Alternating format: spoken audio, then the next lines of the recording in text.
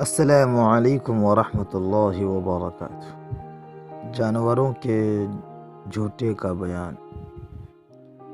مسئلہ نمبر 1، آدمی کا جھوٹا پاک ہے، چاہے بددین ہو یا حیض سے ہو یا ناپاک ہو یا نفاس میں ہو، ہر حال میں پاک ہے۔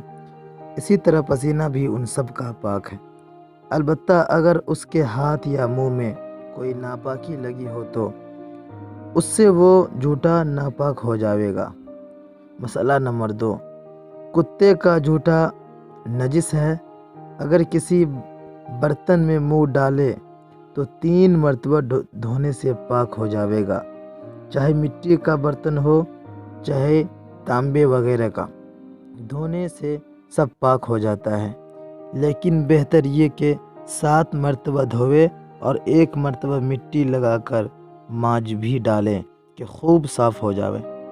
مسئلہ نمبر 3، سور کا جھوٹا بھی نجس ہے، اسی طرح شیر، بھیڑیا، بندر، گیدڑ وغیرہ جتنے پھاڑ چیر کر کھانے والے جانور ہیں، سب کا جھوٹا نجس ہے۔